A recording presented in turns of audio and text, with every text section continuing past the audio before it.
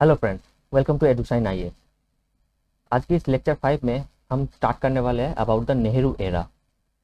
Previous classes में हमने discuss किया था about the various challenges that the leadership face right after independence, और उसी चैलेंजेस के ऊपर बेस करके हमारे जितने भी सारे पॉलिसीज बनाई गई थी वो उसी चैलेंजेस को टैकल करने के लिए। तो हमारा जो फर्स्ट प्राइम मिनिस्टर थे वो थे Jawaharlal Nehru, because of his popularity and the single party dominance, Congress की पॉपुलैरिटी की वजह से। तो let us see about the political programme and other achievements and developments during Nehru era. चलिए स्टार्ट करते हैं। देखिए ना, शुरू में ही inside Congress among the leadership दो इंटरनल कॉन्फ्लिक्ट नेहरू एरा में शुरू में ही हुआ था, right. But it is an internal conflict जो कि through dialogue and debate inside Congress उसको रिजॉल्व भी किया गया था, right. The first conflict was, or the more precisely was a disagreement, was between Nehru versus Patel. Nehru was a socialist leader.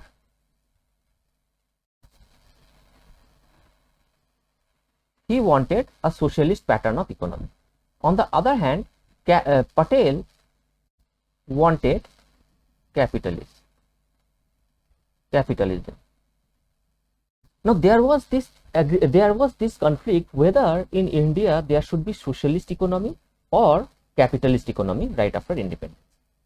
Nehru का कहना यह था कि बहुत सारे सोशलिस्ट कंट्री में, खासकर रशिया में जो कि उस टाइम पे यूएसएसआर थी, वहां की जो डेवलपमेंट देखी गई थी, खासकर यूएसएसआर के प्लान इकोनॉमी के थ्रू, 5 ईयर प्लान इकोनॉमी के थ्रू जो डेवलपमेंट देखा गया था, उस डेवलपमेंट से नेहरू काफी इन्फ्लुएंस था, राइट। एंड क्योंकि हमारे देश में बहुत सारे गरीब लोग थे, तो और बहुत सारे इकोनॉमिक इनइक्वालिटी थी, तो ही थॉट कि socialism is the most proper way to bring economic development at the same time economic equality in the society. But on the other hand, Patel said, according to Patel, that for equal distribution, first you need production, because if there is no production, what are those things which can be distributed among the people? Now, if there is not sufficient production in the country, then the lack of goods and service will persist the poverty inside the country. So Patel, as a capitalist, insisted upon the right to property. He insisted upon right to property.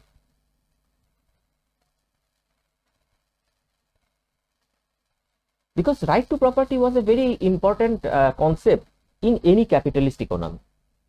तो इस बात पे थोड़ा conflict चला, disagreement चला.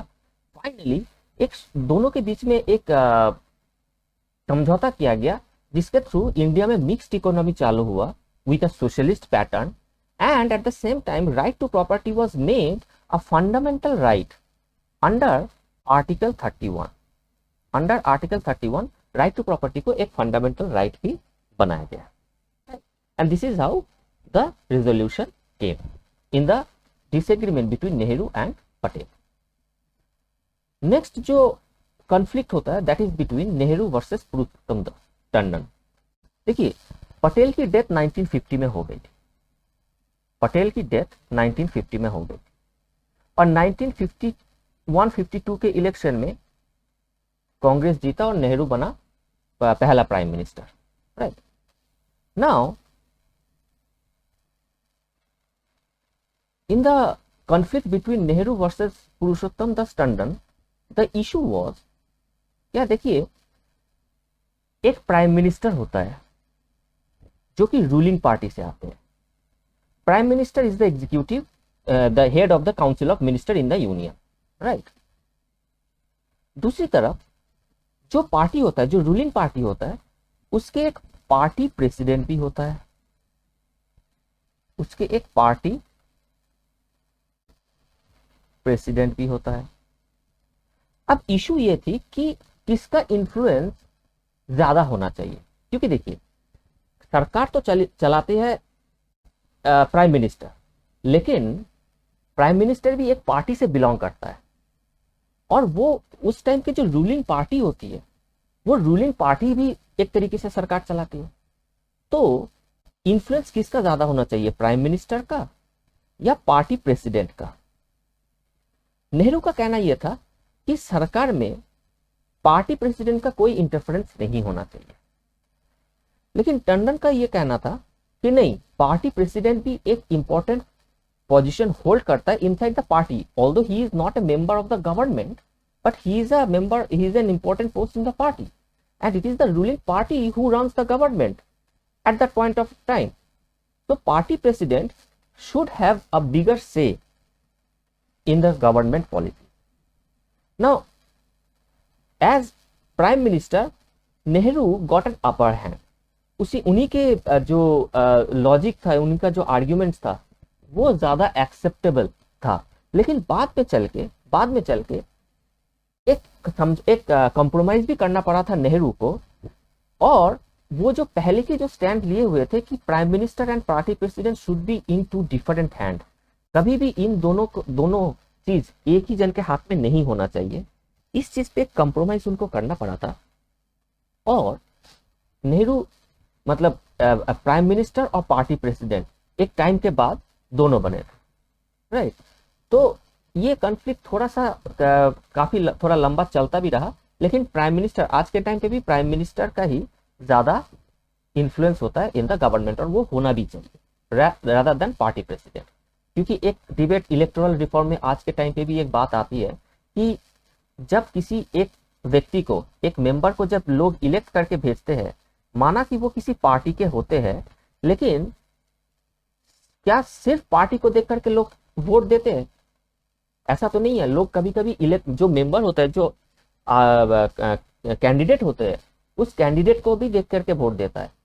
तो अगर candidate के ऊपर पार्टी हाईकमांड का इन्फ्लुएंस ज्यादा बना रहेगा, तो जो इंटरनल डेमोक्रेसी है, पार्टी के अंदर जो इंटरनल डेमोक्रेसी है, वो काफी हार्म पहुंचे। तो ये डिबेट आज के टाइम पे भी इन द इलेक्टोरल रिफॉर्म चलता है, जो उस टाइम पे भी शुरू हुआ था, राइट।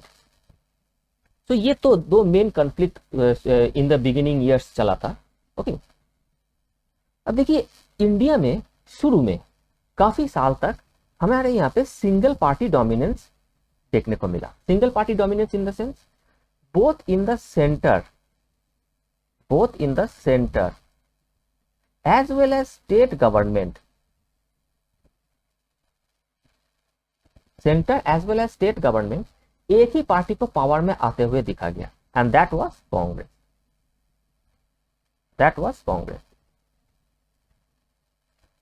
अब सवाल यह आता है कि चाइना में भी तो सिंगल पार्टी डोमिनेंस है, चाइना में भी तो इनफैक्ट सिंगल पार्टी रूल है, कम्युनिस्ट पार्टी ऑफ चाइना। क्या इंडिया के जो सिंगल पार्टी डोमिनेंस थी, क्या वो चाइना के जो सिंगल पार्टी रूल उससे सिमिलर है?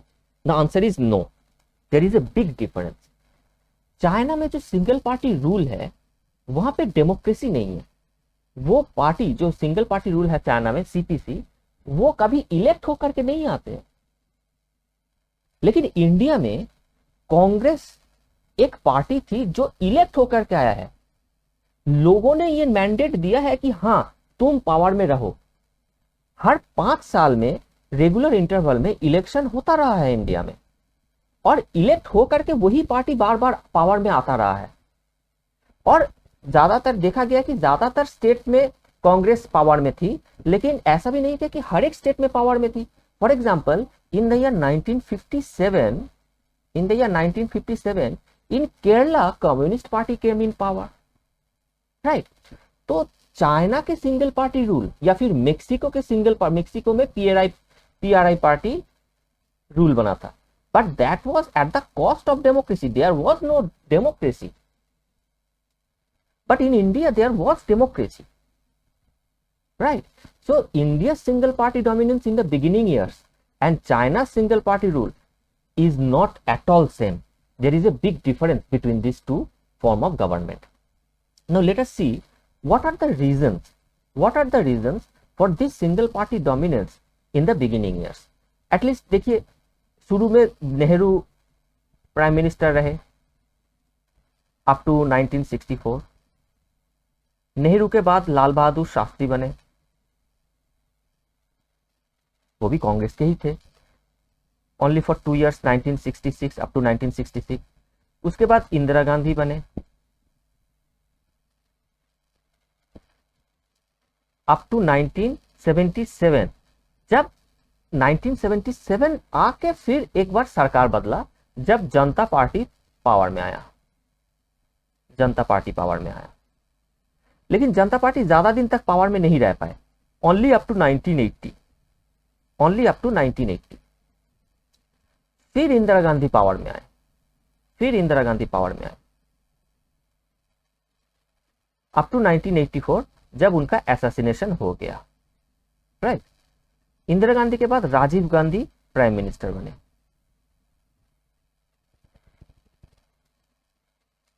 राजीव गांधी प्राइम मिनिस्टर बने टिल 1989। उसके बाद थोड़ा पॉलिटिकल टर्मोइल चला था इंडिया में, पॉलिटिकल टर्मोइल चला था, जब वीपी सिंह प्राइम मिनिस्टर बने थे कुछ वक्त के लिए। उसके बाद PV Narasimha Rao prime minister बने, नरसिम्हा राव 1991 में वो प्राइम मिनिस्टर बने till 1996।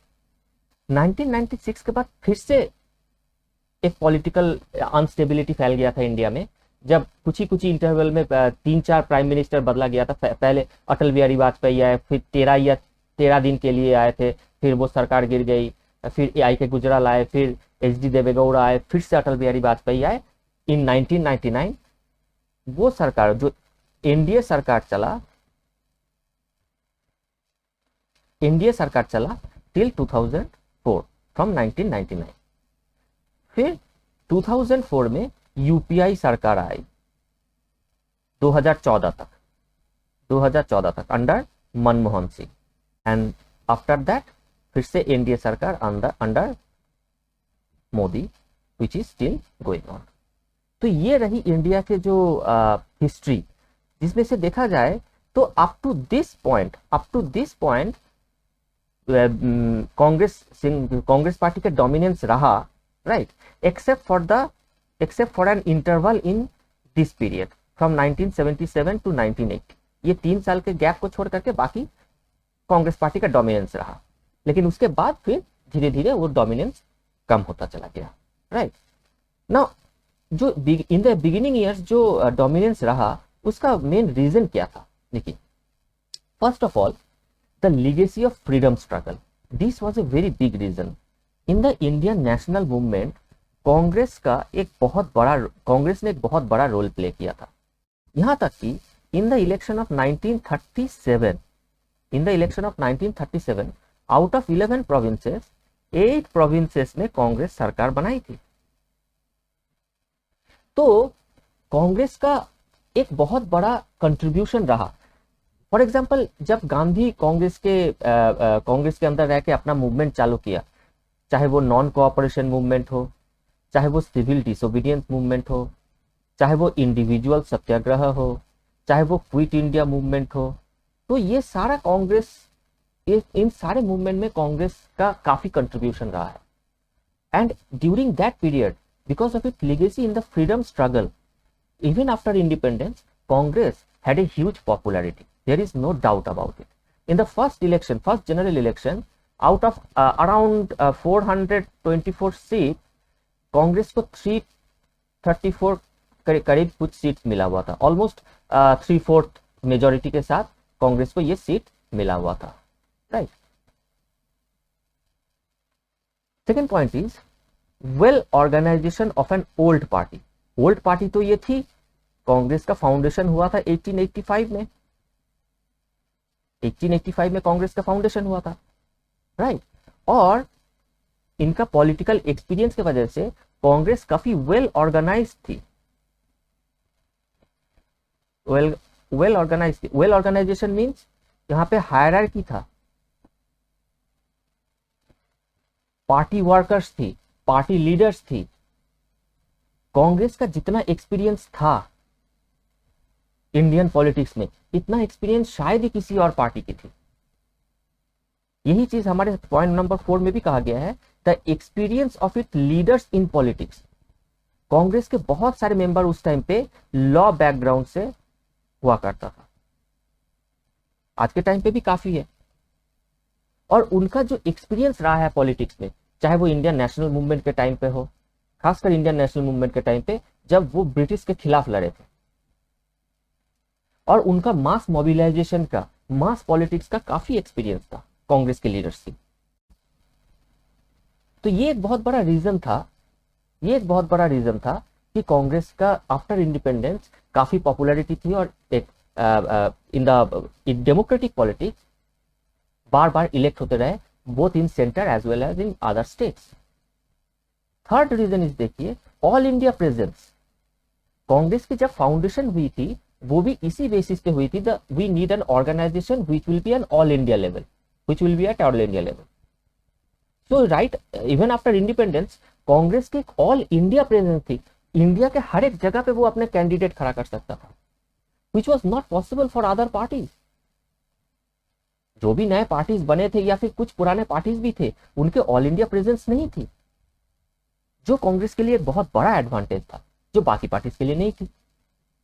And fifth, grand alliance party.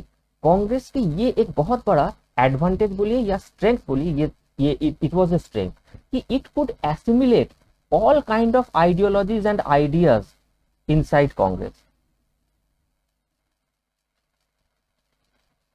Congress के जो सेंट्रिस्ट अप्रोच है, कांग्रेस की जो सेंट्रिस्ट अप्रोच है, वो लेफ्टिस्ट आइडियोलॉजी को वो एसिमिलेट कर लेता है, राइटिस्ट आइडिया को भी एसिमिलेट कर लेता है, सोशलिस्ट आइडियाज को भी एसिमिलेट कर लेता है, कैपिटलिस्ट आइडियाज को भी एसिमिलेट कर लेता है।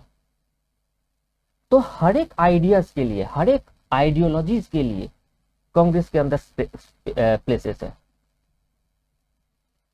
और ये भी एक बहुत बड़ा कॉन्फिडेंस क्रिएट करता है लोगों के मन में कि ये एक ऐसी पार्टी है जहां पे हर एक की बात सुनी जाएगी। तो these were the advantages which made it possible for the single party dominance of Congress in Indian politics after independence for a very long time. लेकिन इसका मतलब ये नहीं था कि इंडिया में कोई ऑपोजिशन नहीं बना था, ऑपोजिशन भी आया था, ऑपोजिशन भी आया था। ये देखिए, ये कुछ इंपॉर्टेंट पार्टीज आए थे। सोशलिस्ट पार्टी, जो मेन लीडर्स थे राम मनोहर लोहिया, जयप्रकाश नारायण, आचार्य नरेंद्र देव एक्सेट्रा। अब हुआ यह था कि ये जो सोशलिस्ट पार्टी था ये 1934 में बना था inside Congress, Congress socialist party. But after independence Congress ने यह पॉलिसी लिया था कि अब और कोई सब्सिडियरी पार्टी नहीं रहेगा, सिर्फ कांग्रेस पार्टी रहेगा जो कि इलेक्शन लड़ेगा, लेकिन उसके अंदर कोई सब्सिडियरी पार्टी और नहीं रहेगा। तो ये जो कांग्रेस सोशलिस्ट पार्टी थी उसको कांग्रेस से अलग होना पड़ा, वरना राम मनोहर लोहिया, जेपी नारायण ये भी एक टाइम पे कांग्रेस के ही अंदर थे, कांग्रेस के ही लीडर्स थे। तो आफ्टर 1950 ये सोशलिस्ट पार्टी एक अलग पार्टी बना अंडर दीज लीडर्स, एक सेपरेट पार्टी। नंबर 2 पे communist party, mainly led by A K. Gopalan, P C Joshi and Ajay Ghosh. तीसरे नंबर पे है Swatantra party by C Rajagopalachari, Minoo Masani, K N मुंशियन, N G रांगा। स्वतंत्र पार्टी जो बना था वो मेनली बना था जो प्रिंसली स्टेट्स के जो प्रिंस थे उनके एफिलिएशन। जब प्रिंसली स्टेट्स को एसिमिलेट किया गया था इंडिया में, तो उनका वो लोग डेमोक्रेसी के अंदर तो आए थे, लेकिन उनके बहुत सारे प्रॉपर्टी भी ले लिया गया था, इसी प्रोमिसेस पे कि उनको एक पेंशन मिलता रहेगा भारत सरकार से, जिसका नाम था प्रिवी पास। और प्रिवी पास के बारे में हम नेक्स्ट क्लास में, आगे चल के 1-2 क्लास में बहुत डिटेल्स में हम डिस्कस करेंगे, क्योंकि 1970s में प्रिवी पास एबोलिश कर दिया गया था अंडर इंदिरा गांधी, लेकिन उस टाइम पे उनको प्रिवी पास मिला हुआ था। और स्वतंत्र जो पार्टी था वो mainly capitalist focused party, right. तो ये भी एक पार्टी आया। एंड नंबर 4 पे भारतीय जनसंघ बाई श्यामा प्रसाद मुखर्जी एंड दीनदयाल उपाध्याय। ये थोड़ी सी हिंदुत्व आइडियोलॉजी के ऊपर बेस करके ये पार्टी आई। ये जो हिंदू नेशन बनाने वाली जो डिमांड थी वो ज्यादातर इन्हीं सेक्शन से आया था। तो ऑपोजिशन की इमरजेंसी हो रही थी, लेकिन उस टाइम पे पॉपुलैरिटी कांग्रेस की ऐसी थी कि इन सारे ऑपोजिशन को डिफीट करके भी कांग्रेस पावर में आ रहे थे, right. So this is the part 1 of Nehruvian era. In the part 2, we will discuss about the different important events that took place in the Nehruvian era and the foreign policy of Nehru till 1964.